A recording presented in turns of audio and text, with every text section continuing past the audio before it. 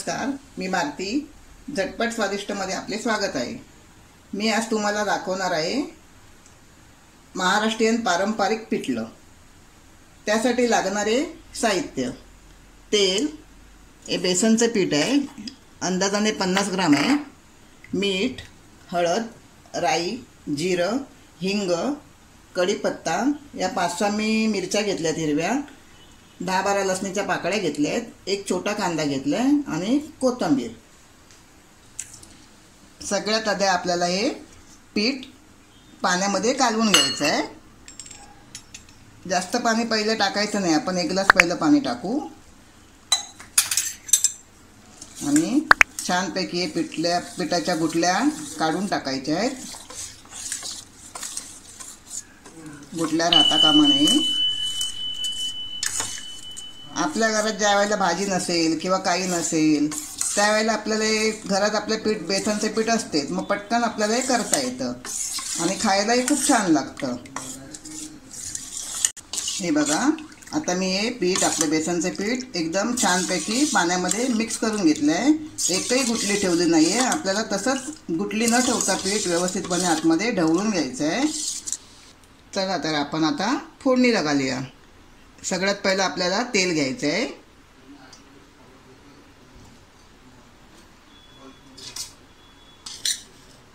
थोडं अर्धा चमचा जिरं टाकूया.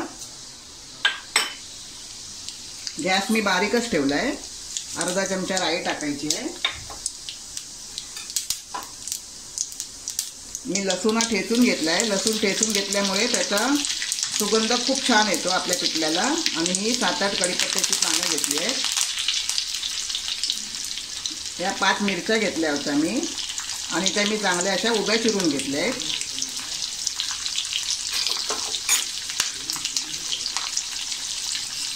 थोडा हिंग टाकायचा आहे.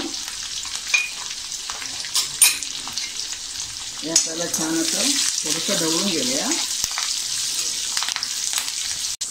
आता आपल्याला त्यात हा कांदा चिरलेला, बारीक चिरलेला कांदा टाकायचा आहे. मी हा एक बारीक कांदा घेतला होता आणि बारीकही चिरून घेतला आहे. तोही आपल्याला त्यात छान परतायचा आहे.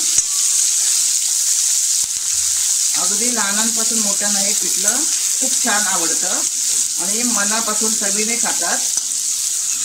हे तांदळाच्या भाकरीबरोबर, ज्वारीच्या भाकरीबरोबर खूप छान लागतं हे पिठलं. मी गॅस स्लोच ठेवला आहे आणि आपल्याला कांदा जास्त परतून घ्यायचा नाही आहे. साधारण रंग बदलेपर्यंत परतायचा, असं लाल करायचा नाही आहे जास्त. आता त्यात आपण हे मिक्स केलेलं चण्याचं पीठ टाकूया.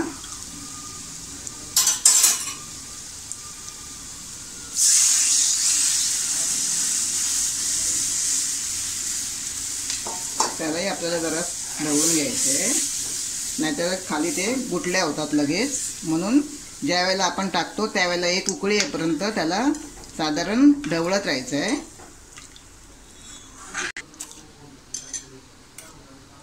आता आपल्याला त्यात थोडी हळद टाकायची आहे. ते ढवळून घ्यायचं आहे छान. आणि आपल्याला ते उकळी येईपर्यंत असं सतत ढवळतच राहायचं आहे, नाहीतर ते कढईला खाली चिकटून राहील आणि गुठल्या होतील.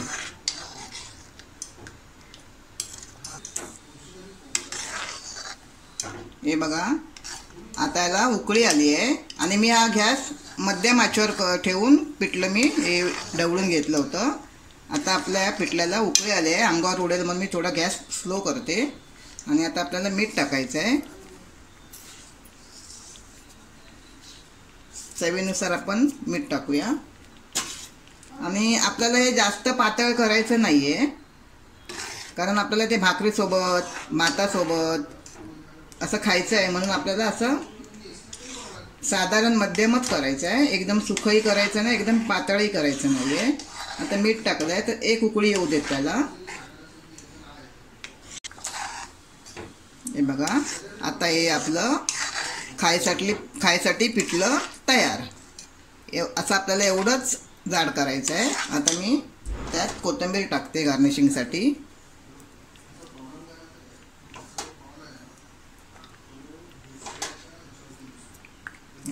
गॅस बंद करूया.